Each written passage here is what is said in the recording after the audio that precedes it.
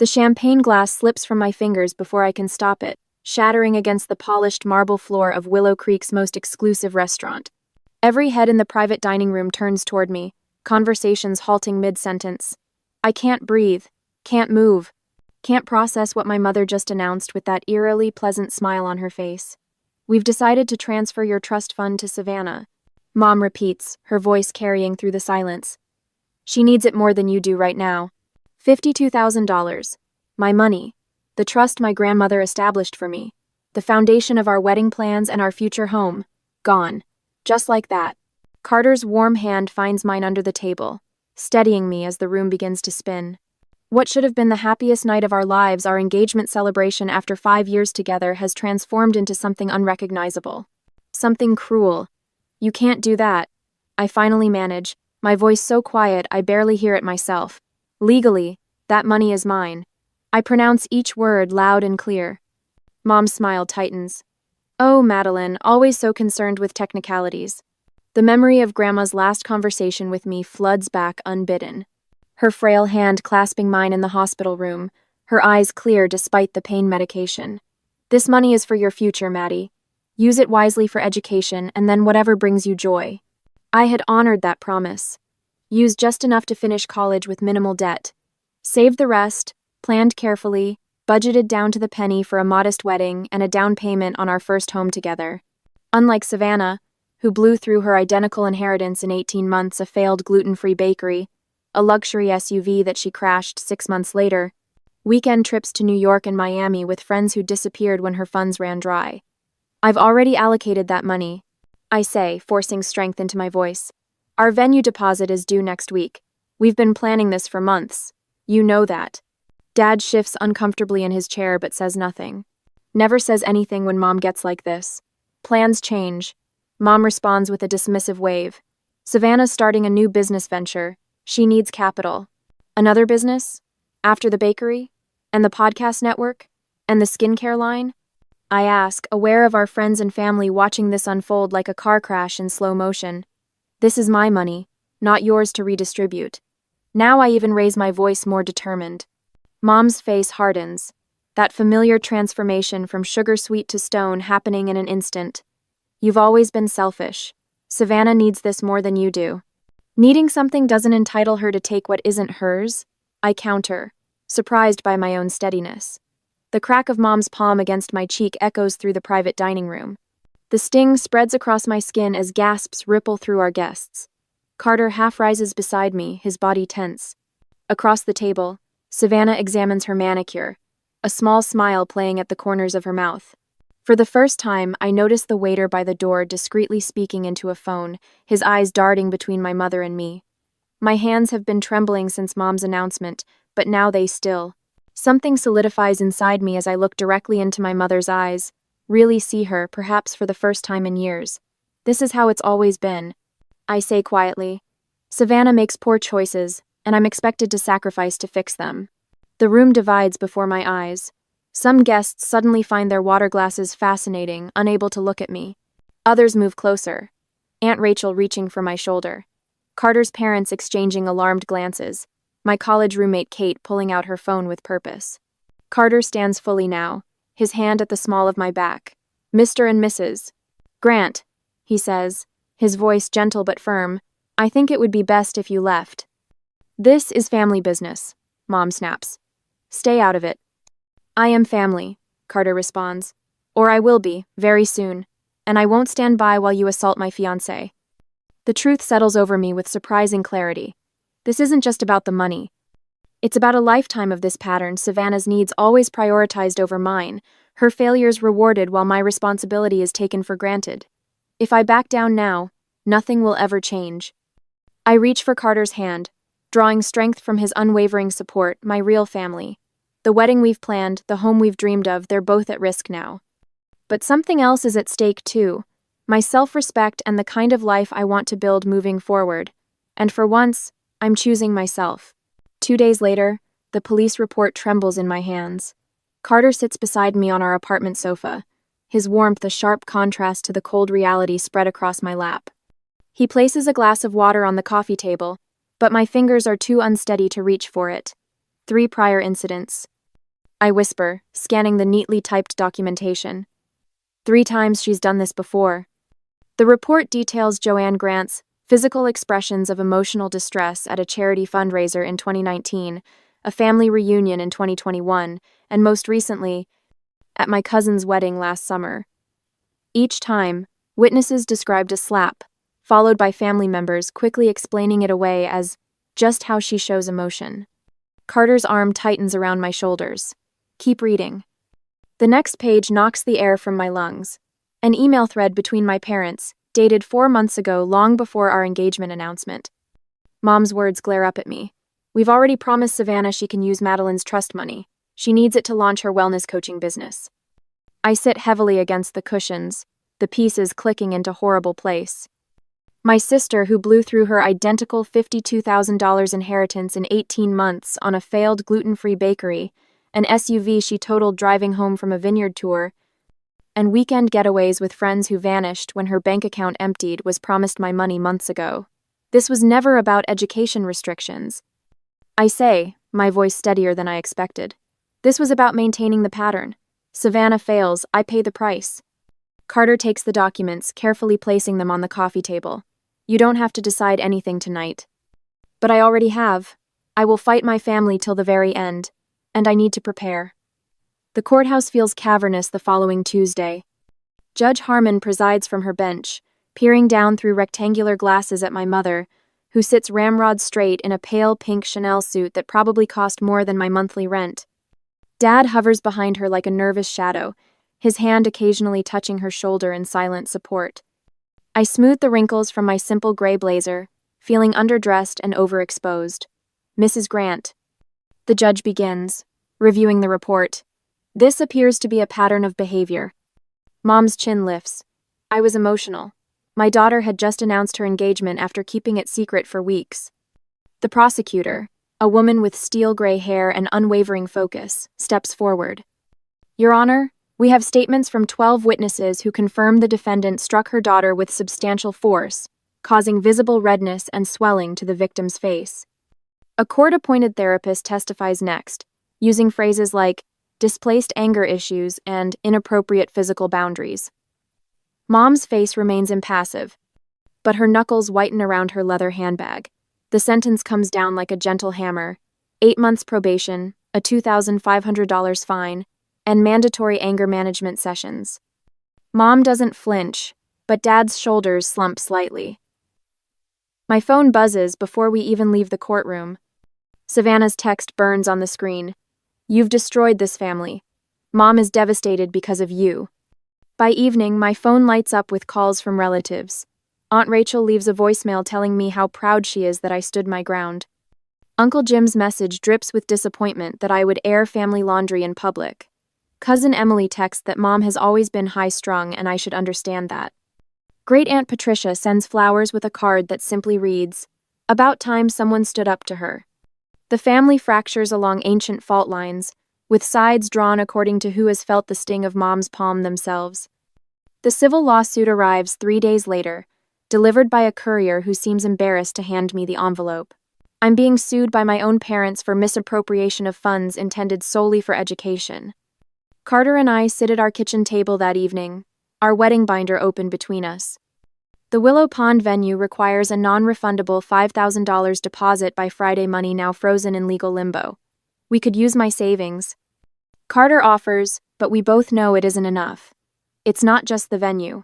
My fingers trace the budget spreadsheet we'd carefully constructed. Dad spoke to your boss yesterday. Carter's face pales. How do you know? Karen from HR texted me. Dad's suggesting the company reconsider your promotion because of family loyalty issues. My chest tightens, the familiar pressure of anxiety building behind my ribs. For the first time, I wonder if the money is worth the scorched earth spreading around us. My phone pings with a Facebook notification. Savannah has posted a family photo from last Christmas, captioning it, "Some people forget where they came from and who supported them through everything. Family isn't disposable when something shinier comes along." The comment section fills with sympathetic responses from relatives and hometown friends who've only heard one version of the story. Our wedding planning calendar stares accusingly from the refrigerator. its milestone dates now impossible to meet as funds divert to legal defense. The doorbell rings the next morning. A slim woman with a sharp bob and sharper eyes stands in the hallway, a leather briefcase tucked under one arm. "Alexis Ward," she says, extending her hand. "I specialize in trust law and family financial disputes. Your Uncle Tom asked me to stop by." She reviews the trust documentation for less than 10 minutes before looking up with the first smile I've seen in days. "This is straightforward. I'm filing for immediate dismissal," she says, tapping the papers with a manicured fingernail. "The language here is crystal clear. Your grandmother established this money for your education and future needs, at your discretion. There are no restrictions that limit it to education only." As Alexis outlines our counterattack, I find myself wondering, is fighting for what's legally mine worth losing my family over? The money represented security for our future, but at what cost to my present peace? Would you stand your ground even if it meant potentially severing family ties forever, or find a compromise to keep the peace? The next day, while I am still preparing the plan for the attack, the calls start at 7 in the morning the next day and don't stop until after 10 at night. Aunt Patricia, my mother's older sister, leaves 3 voicemails about honoring thy parents. Cousin Rachel texts that I'm being dramatic. Even my father's college roommate, a man I've met twice, emails to express his disappointment in my choices. It's a full-scale intervention. I tell Carter, scrolling through the 17 notifications on my phone, orchestrated by my mother, of course. Carter looks up from his coffee, dark circles under his eyes matching mine. "Block them all," he suggests, not for the first time. "You don't owe them explanations." Before I can answer, my phone buzzes with a text from Savannah. I open it, then nearly drop the device. "She's engaged," I whisper, staring at the photo of a massive diamond ring on her finger. The caption reads, "Wedding set for the 18th of June at the Grand Crescent Hotel. Save the date." The 18th of June? Carter moves beside me to look. That's the week before our date. I laugh, but it sounds hollow even to my ears. What a coincidence. The local paper arrives later that morning with the headline, "Family Division Rocks Willow Creek." My mother's quote takes center stage. "All we want is for our daughter to understand that family supports each other. Savannah's new business needs this investment more than Madeline needs an extravagant wedding." My father adds, "We raised her better than this." Not a single attempt to contact me for comment. Carter's phone rings while we're still processing the article. His face tightens as he answers, moving to the bedroom. When he returns 15 minutes later, his expression tells me everything. "My boss wants to meet tomorrow, about loyalty concerns within the company." He runs a hand through his hair. "Your father called him." The doorbell rings. I open it to find Pastor Williams, his Bible tucked under one arm. The man who baptized me, confirmed me, and counseled me through my teenage years now stands on my doorstep with disappointment etched across his face. "Madeline," he says with practiced gentleness, "your mother is heartbroken. That unfortunate incident at dinner was simply motherly correction. The Bible teaches us to honor our parents in all things." I grip the doorframe. Does it teach parents to steal from their children? His expression hardens. "Pride goes before destruction, young lady." I close the door. The first wedding vendor cancellation email arrives that afternoon. The florist regrets to inform me they're overbooked for our date. By evening, the photographer and DJ have followed suit. Each citing different reasons, all suddenly unavailable. They're calling them. I whisper to Carter as we sit in the darkening apartment, telling them we've canceled. Sleep abandons me that night. I stare at the ceiling, counting the hours as they pass. When Carter's alarm goes off at 6, I've been awake since 3, my stomach a tight knot. I've lost 8 pounds in 10 days. The mirror shows a woman I barely recognize, cheekbones too sharp, eyes too hollow. "You need to eat something," Carter says, watching me pick at my toast. I'm not hungry. His parents called yesterday, suggesting we postpone the wedding until things settle down. Their voices held worry, but also uncertainty, the first crack in their unwavering support. When my credit card is declined at the grocery store, I call the bank immediately. "Miss Grant, there's been a significant change to your credit score," the representative explains. "Someone attempted to open 3 credit cards in your name last week. We flagged it as potential fraud." That evening, I try to access our shared wedding planning folder, all our carefully curated ideas, vendor contacts, budget spreadsheets, only to find it completely empty. Every file deleted. They've hacked our account, Carter says, trying unsuccessfully to recover the data. How did they even get access? I sink onto the couch. My mother knows all my security questions. Childhood pet, first school, favorite teacher. Can they really get away with all this? Carter asks, sitting beside me. The question hangs in the air unanswered. In the silence of our apartment, the reality settles around us like dust. The systematic dismantling of our wedding plans, the isolation tactics, the financial sabotage. The doorbell rings again the next morning. I peer through the peephole, half expecting another family member or pastor. Instead, Uncle Tom, my father's younger brother, stands there, shuffling his feet. I open the door cautiously. Uncle Tom. He looks tired, uncomfortable in his suit and tie. Without preamble, he holds out an envelope. It's not much, but it should help with the legal expenses. I take it, confused. I don't understand. Not everyone in this family has lost their moral compass, Maddie. His voice catches. I'd be honored to walk you down the aisle. Tears spring to my eyes as I invite him in. 3 days later, I stand in the courthouse hallway during a recess in our civil trial. Carter has gone to find coffee when my parents and Savannah approach, cornering me against the wall. This has gone far enough, Dad says, his voice low. Drop this nonsense lawsuit and we can all be a family again. Your mother is willing to forgive you. I stare at him, noting how he defers to her even now. Forgive me? For what exactly? For causing all this trouble, Savannah interjects, her new ring catching the fluorescent light. For being selfish. There's nothing to forgive me for, I say, surprised by the steadiness in my voice. I'm just asking for what's legally mine. Mom steps closer, her perfume overwhelming in the narrow hallway. If you continue this, you'll never be welcome in our home again. Something shifts inside me, a weight lifting rather than settling. I stand straighter, looking directly into her eyes. That sounds like peace to me, not a punishment. My mother's face contorts with shock. She expected tears, pleading, maybe even surrender. Not this calm clarity. The realization washes over me like cool water. Their love was always conditional on my sacrifice. The relationship they're threatening to withhold isn't one worth saving. I walk away without looking back, feeling lighter with each step. That evening, I find Carter updating our wedding website. A simple statement appears on the homepage. Due to circumstances beyond our control, our wedding plans are evolving, but one thing remains certain: love prevails. My phone chimes with a text from Kate, my college roommate. Emergency wedding shower this Saturday. No excuses. When I arrive at her apartment that weekend, 20 friends greet me with champagne and packages wrapped in silver paper. Replacement gifts, Kate explains, for the ones your family returned. Across the room, Alexis, our attorney, catches my eye and raises her glass. I'm working overtime, she mouths, then holds up a folder. Found some interesting patterns in your family's financial records. As the afternoon unfolds with laughter and support, the contrast becomes crystal clear. While my family tries their hardest to isolate me, my chosen family gathers closer. The night before the verdict, Alexis calls with an update. I've prepared all of Savannah's spending records for cross-examination, she says, her voice confident.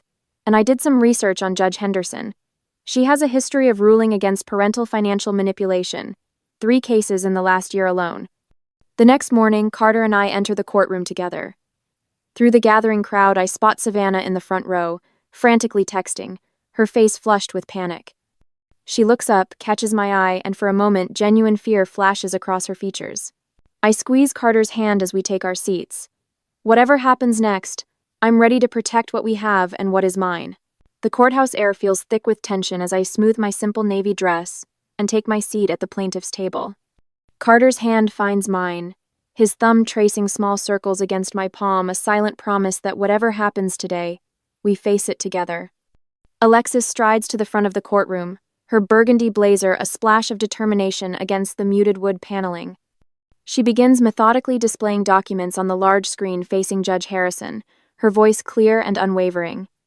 Your Honor, the trust documents establish no restrictions beyond educational expenses, which Miss Grant has already satisfied. Alexis clicks to the next slide. These bank records demonstrate Miss Grant's responsible financial management over 7 years. The judge leans forward, studying the screen.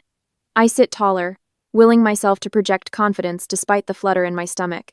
Compare this, Alexis continues, with Savannah Grant's identical trust fund, depleted within 18 months on non-educational expenses. She clicks again, and a transaction record appears. My breath catches as I recognize it. Additionally, Your Honor, 3 years ago, Miss Grant loaned her sister $3,000 from her own trust fund to cover rent after another financial crisis. This loan remains unpaid. Murmurs ripple through the courtroom.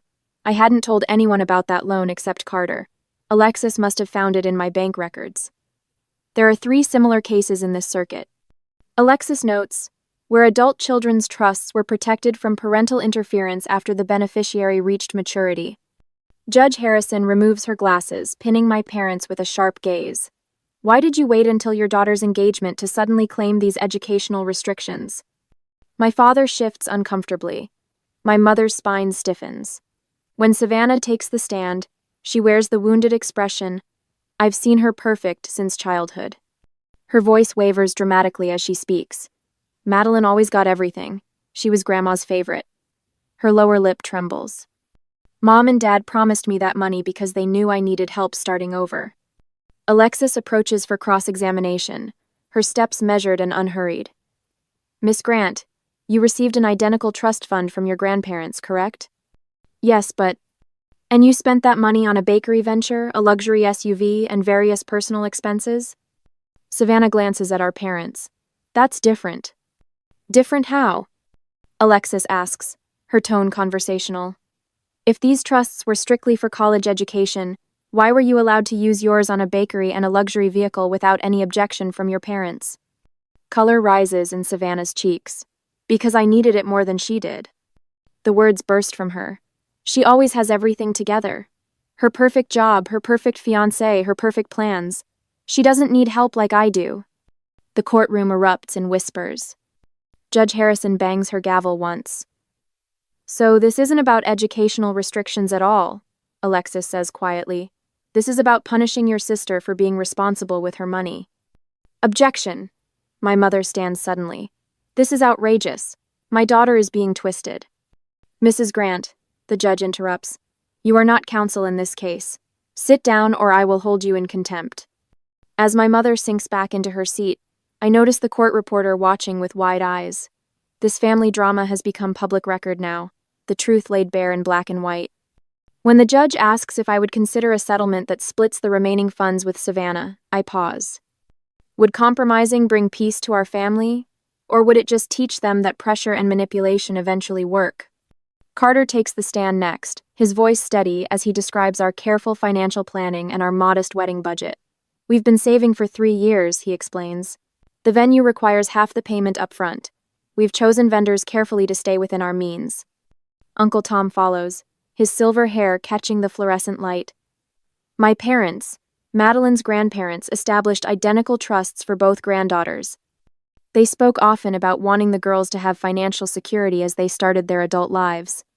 There were never conditions beyond helping with college.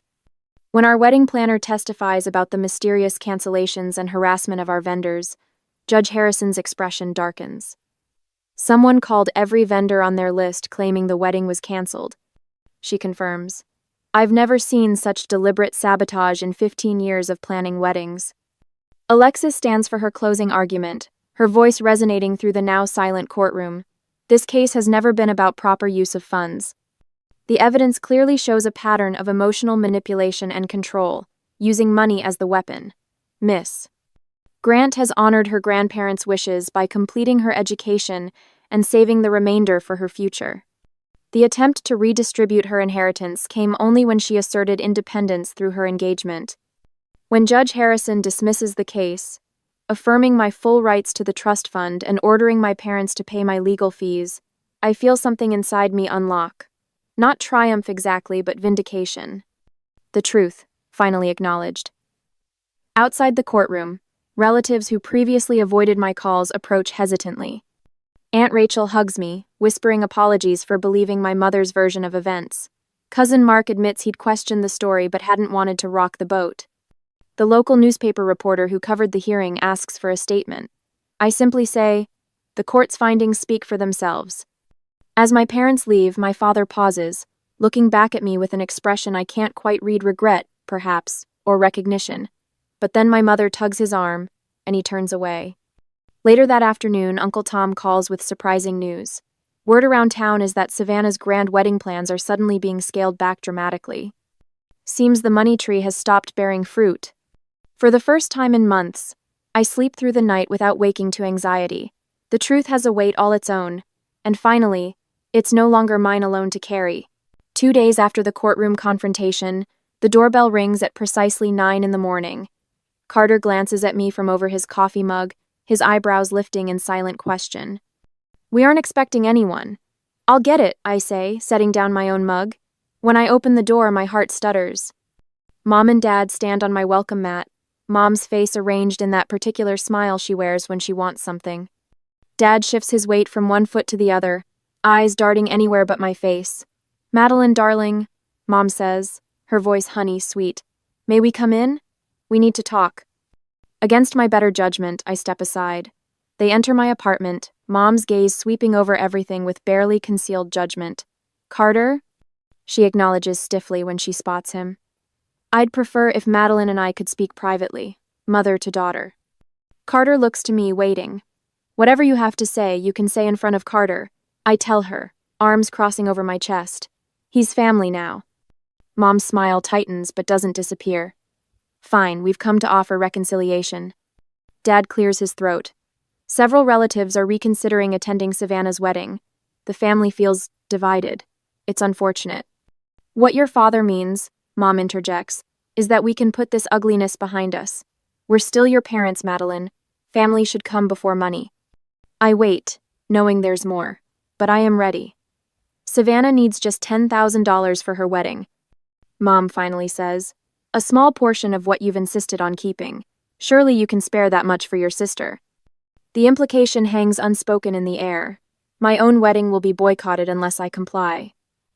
Carter stands silently behind me, his presence steady as a mountain. I feel his support radiating like warmth against my back. I've been wondering when you'd try this. I say, my voice surprisingly calm. I walk to the desk in our living room and retrieve a folder. Before I answer, there's something you should see. I open the folder and lay out the first sheet of paper, a screenshot of an email. This is a cancellation email supposedly from me to our venue, except I never sent it. I place another paper beside it. This is the digital signature trace. It was sent from Savannah's laptop. Mom's face pales slightly. What are you implying? I'm not implying anything. I'm showing you evidence. I lay down more papers, documentation of harassing calls to our vendors, a credit fraud attempt report with Savannah's name highlighted. Your perfect daughter tried to destroy our wedding. When that didn't work, she attempted to ruin my credit score. Dad leans forward, his eyes widening as he scans the documents. What did Savannah do exactly? He asks, his voice barely above a whisper. Leon? Mom hisses, but for once he doesn't retreat. I pull out one final document, a contract with a private security firm. This is our wedding security detail. Every entrance will be monitored, every guest verified. I close the folder with a soft thud. I don't need your approval anymore. I don't need your attendance. And I certainly don't need to fund another of Savannah's extravagances. Mom's face hardens, but I notice something new in her eyes, the first flicker of uncertainty. You've always been dramatic. She attempts, but the words lack their usual conviction. The evidence speaks for itself, Carter says quietly. The police have copies of everything. Dad takes a small step away from Mom, something I've never seen before. Why would Savannah do these things? He asks, more to himself than to me. Mom grabs his arm. We're leaving. Clearly Madeline has made her choice. My choice becomes reality weeks later on a perfect spring morning. Our wedding venue, a simple but elegant garden with a stone pavilion, buzzes with activity. Guests mingle on the lawn, champagne flutes glinting in the sunlight. Security personnel in discreet black suits position themselves near every entrance. I'm adjusting my veil when a walkie-talkie crackles from the security guard stationed outside the bridal suite. We've got a situation at the service entrance. A voice reports. Subject identified as Savannah Grant attempting unauthorized entry with contraband. Black paint. Appears to be intended for damage. The security captain approaches me, tablet in hand. Ma'am, we've apprehended your sister. Surveillance footage shows her bribing one of the kitchen staff for access information earlier this week. He turns the tablet so I can see Savannah's face clearly, as she hands money to a young server. My heart pounds, but not with fear. Remove her from the property, I say with surprising steadiness. No charges. Are you certain? He asks. Absolutely. This is my wedding day. I won't let her take another minute of it. When the time comes, Uncle Tom stands proudly beside me at the garden entrance, his arm linked with mine. Ready, Maddie? He asks, his eyes crinkling with emotion. I scan the gathered guests, friends who stood by us, relatives who chose truth over loyalty, colleagues who never wavered. Not a large crowd, but every face reflects genuine happiness for us.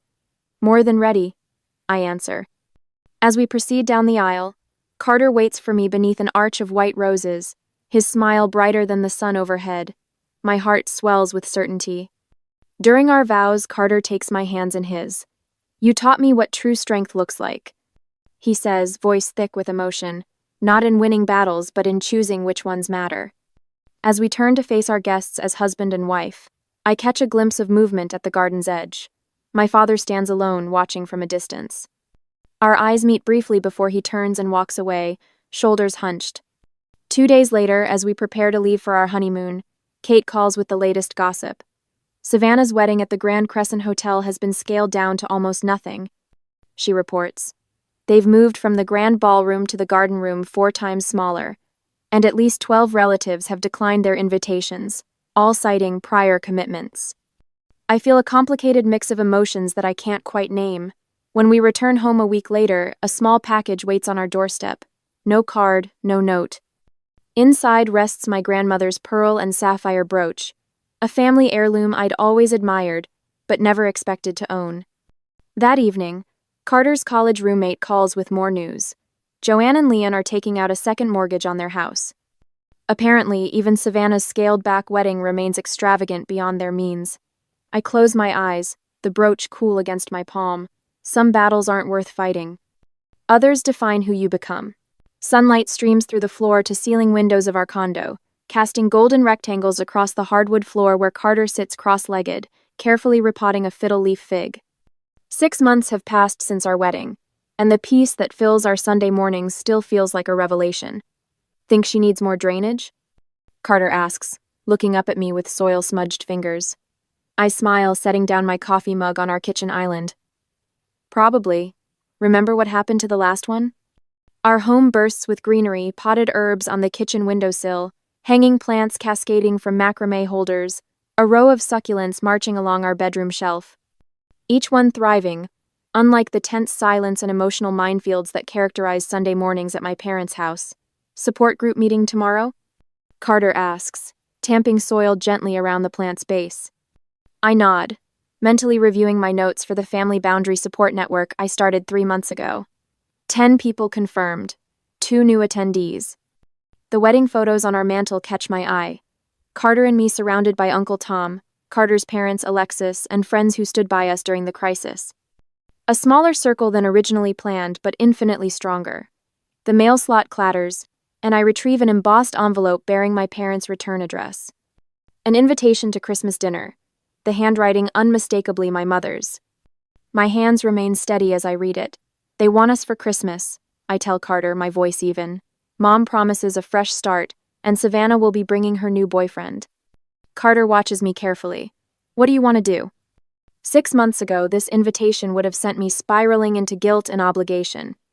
Now, I simply place it in the recycling bin. I'm thinking we should host our own dinner this year. I reply. Uncle Tom, your parents, Kate and Marcus, Alexis if she's not visiting her sister. Later that evening, as we finalize our holiday guest list, I feel none of the guilt or second-guessing that once plagued me. Instead, there's a quiet certainty that feels like coming home to myself. Uncle Tom arrives first on Christmas Day, bearing a bottle of champagne and wearing a ridiculous reindeer sweater. To boundaries that protect the heart, He toasts when our guests have assembled around our dining table, and courage that honors the truth. Glasses clink as winter light fades outside our windows, the room warm with conversation and genuine laughter. 3 months later, on our first anniversary, we host a small gathering. The same faces that supported us through the storm now celebrate with us in the calm that followed. "We have an announcement," Carter says, his arm around my waist as our friends fall silent.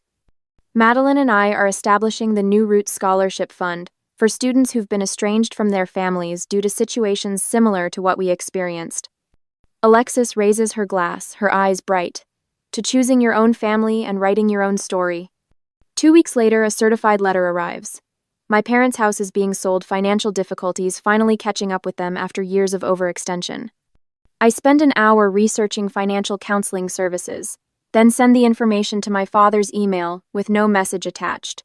No money, just resources. It feels like closing a circle. That night, Carter finds me on our balcony, watching the sunset paint the sky in lavender and gold. "Do you regret standing your ground?" he asks, joining me at the railing. "Not for a second," I answer truthfully. "Some bridges aren't meant to be repaired." Later, I make a final entry in the journal I've kept throughout this journey. We're discussing starting a family of our own next year.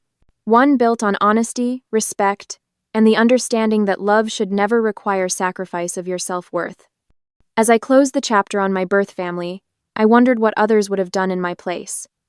Is family loyalty an obligation regardless of treatment, or is there wisdom in recognizing when some relationships bring more harm than healing? When do you think it's time to walk away from toxic family connections, and when should you keep trying?